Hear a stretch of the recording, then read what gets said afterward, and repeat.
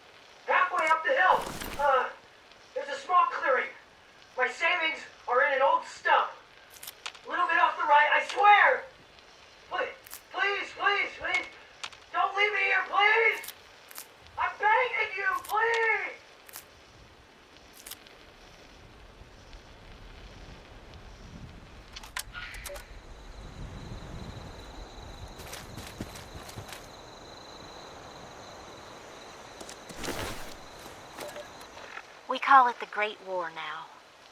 It's not been long and things have been rough. Welcome to Survivor Stories.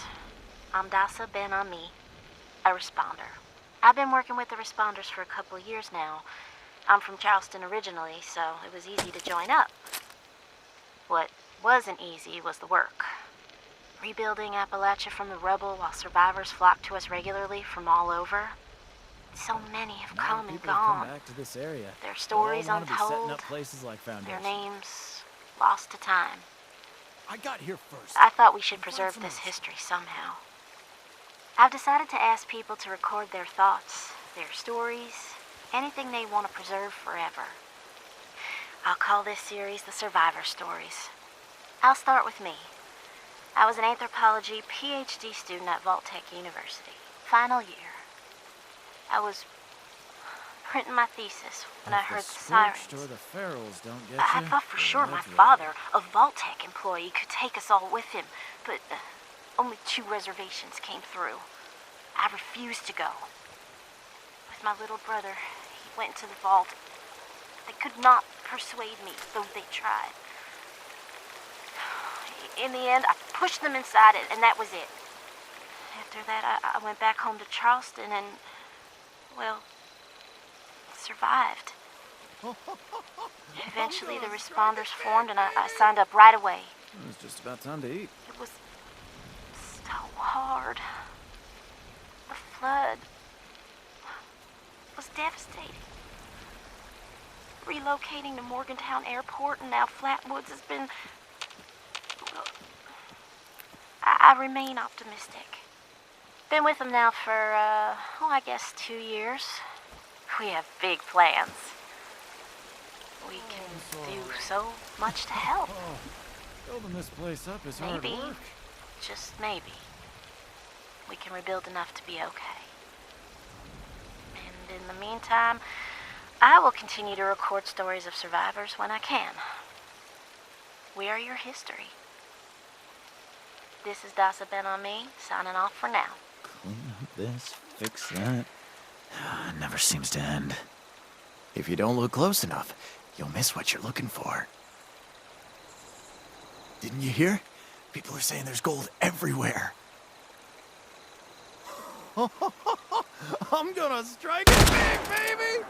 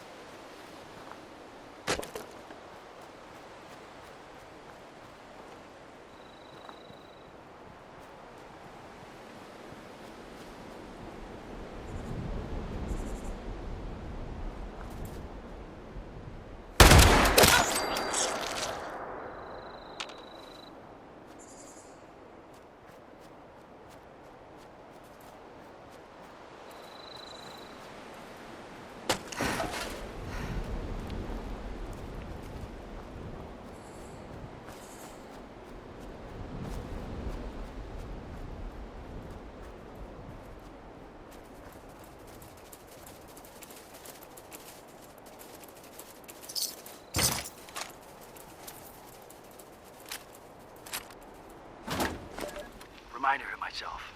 The responders are good people. They're trying their damn best, for sure. Things aren't good, and stuff is getting worse. Anyway, this is a reminder to myself. A reminder that this gun, it's my insurance.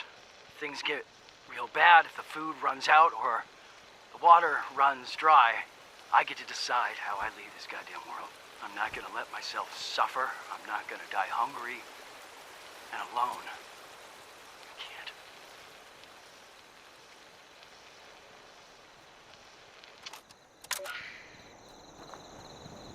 Suitable compost material detected. Initialize scanning protocol.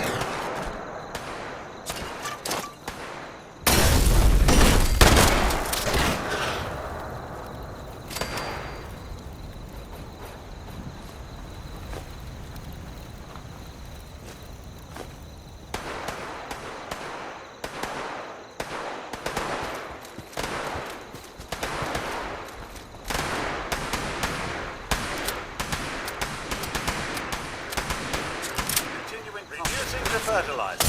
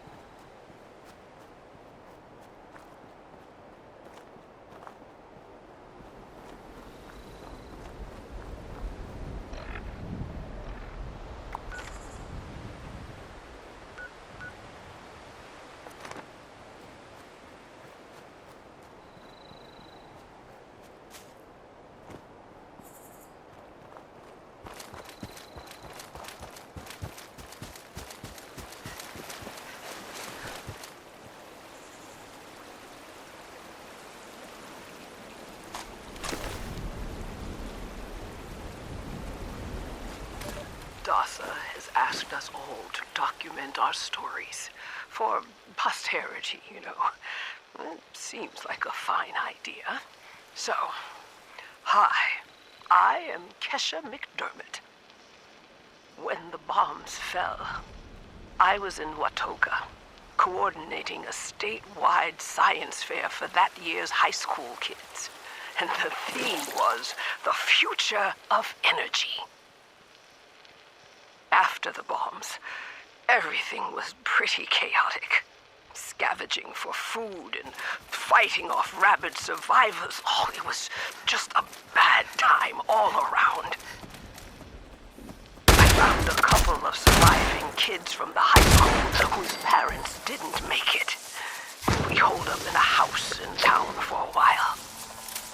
After a bit, I was able to solder the circuitry in an old radio and tuned into a broadcast from the responders. Oh, we were overjoyed. The trip from Watoga to Flatwoods, it was rough, mind you. The kids ran into a group of assholes in the mountains who stole our food and water. I can't tell you how happy I was to find the responders in Flatwoods. Tents for everyone, open kitchens, medical supplies, protection. We were safe. They had a problem, though. Their water sources were contaminated heavily. People were boiling water, but not long enough to make it safe. So, I stepped up and I said, I'll build a testing kit to monitor the contamination, and I will teach folks how to properly boil water. And I did. The world is getting better, but slowly. We need to make sure it doesn't relapse, too. It's going to take time and care, that's all. Well, time, care, and science.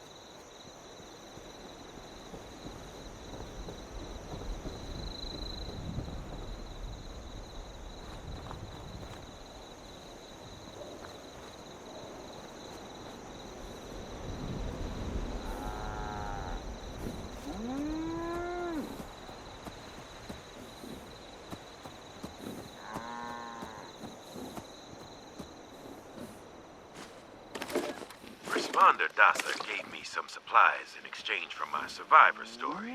So, hi. My name is Scott Shepard. Things are going all right. I was a nurse before the war, and I guess nothing much has changed. I just work for the responders now, and I don't get paid. The government is basically the same now as it was years ago. Wrecked. Disorganized. Cannot be trusted. Everyone knows this. You want to know why the war actually happened? Aliens. You think I'm joking? Listen, now right before everything went to hell, I saw them. I was grilling hamburgers out in the yard with my dog, and I heard rustling from the bushes and a zapping noise. Next thing I know, I'm lightheaded, and I felt myself falling to the ground. And I didn't even have a lot to drink. I woke up, and I saw some little thing run into the bushes with my dog following it. And I knew something was wrong. I found my dog later with a clump of green skin in his mouth. Green, like moss or something. The bombs fell almost 10 days later. 9 days, 19 hours to be exact. That's 235 hours precisely. You know what that is, right? That's right. The atomic number of the fissile isotope of uranium. They had a plan from the very beginning. Why would they come after me first? Scott Shepard, the nurse. Well, good question. I'm glad you asked. They have our blood. They knew which ones of us would survive. This is one big experiment to them. This whole thing was staged. Our lives, our thoughts, everything was designed for us, just like this conversation. Every word I'm saying. Planned. Time to wake up, Appalachia. Find the ones holding the strings and cut the cords.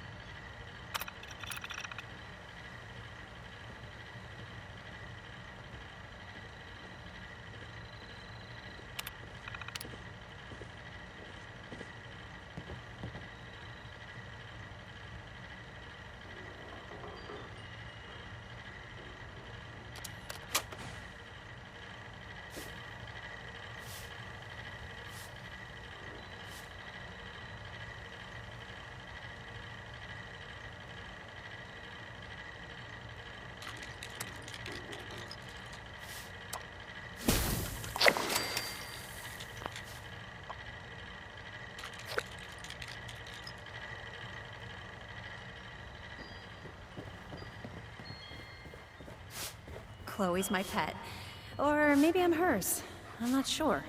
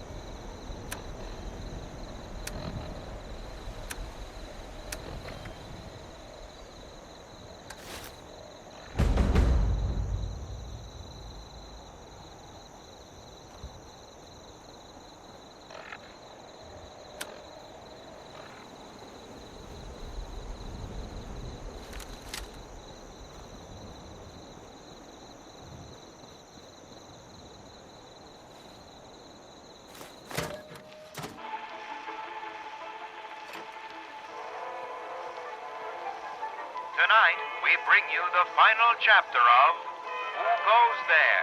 The Strange Encounter in Flatwoods. In the last episode, Pioneer Scout Fred Fisher met a curious girl named Sally while hiding in the dark. But, as it turned out, they weren't alone. There are other people here? Yeah, they probably just went to get more food. They'll be back soon enough. You can wait with me, and they'll give you food too. You just have to do what they want. What do you mean? When they want to play games with you. Games? What kind of games? I'm still learning the rules. Mostly, they're kind of boring and only hurt when they use the needles. Needles? Yeah, you know, like at the doctor. This doesn't sound like any game I know. It sounds downright awful, and these people sound really bad. We have to get out of here. No, stay put, stay put, stay put, stay put. Okay, stop screaming. Ah, the light. It's so bright. That's where they come in to bring food, or when it's time to play. Sally, what's that helmet thing you're wearing? It looks like it's screwed into your head. Time to play. Time to play. Sally, Time what's wrong? to Why are you acting like that? Time to play.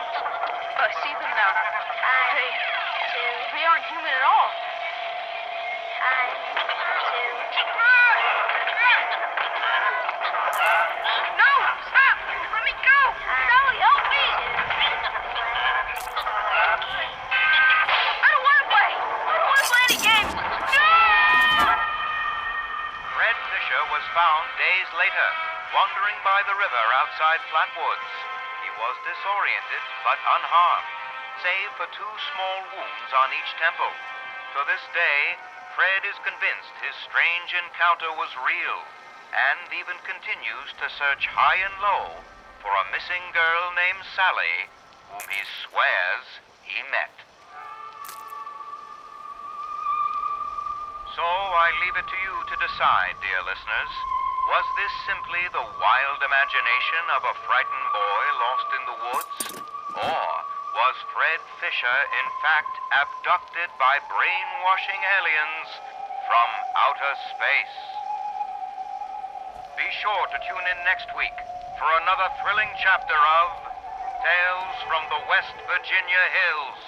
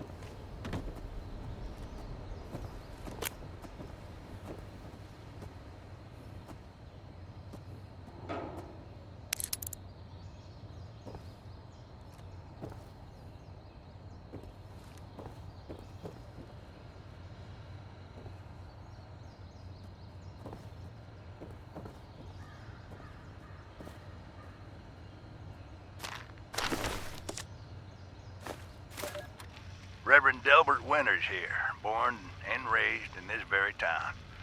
Lent my own church to the responders for their outpost here, and you're welcome. The responders are on a true mission, you see, helping folks through thick and thin, till the heavens open up again and take us all up anyways. When this all happened, I figured like most it was time. This was the end, but it wasn't, was it? We're still here. At first, I thought it was a mistake, that we was missed, forgotten. Maybe we did some wrongs. Didn't give enough to charity, maybe. Didn't praise his name, even in the worst of times. Maybe thought some things that ought not to been thought. So I asked him. I asked how? Why? I fought your wars on Earth. I'm ready to fight them up there by your side. Then, in my despair, I saw some survivors eating raw rat carcass behind a dumpster. You ought to cook that first, I warned them. Seemed obvious. We tried but got sick, they said, covered in their own filth. I realized right then and there that I was being tasked. From then on, I built kitchens, cooked good food, fed anyone who walked up with an empty belly, and I was thankful for my task in life. Thankful. Next time hell or high water land at my stoop, I'll be swept clear away with it. But until then, let's share a home-cooked meal together, all right?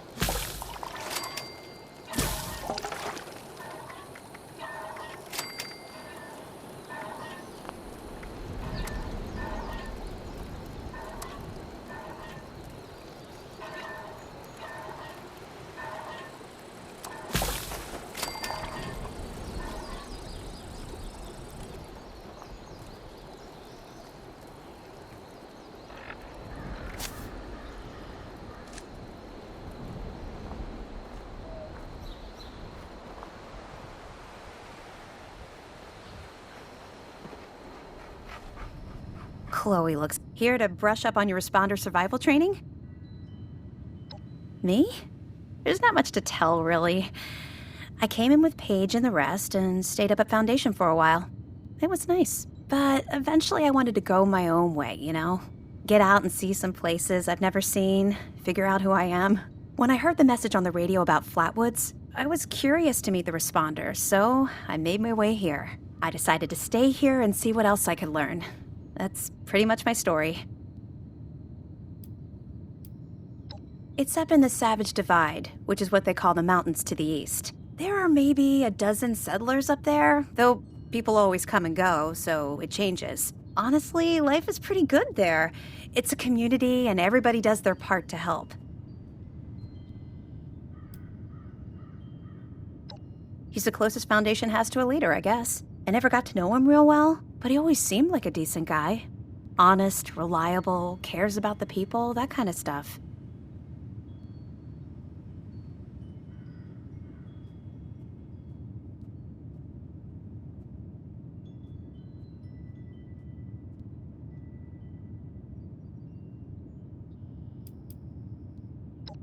Okay, what is it?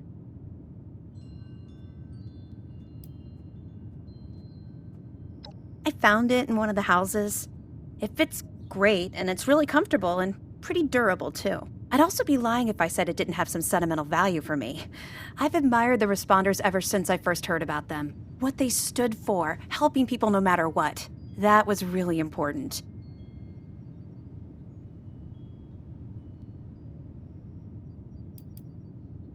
Yeah, there's a couple of places around here that qualify as interesting. At least to me.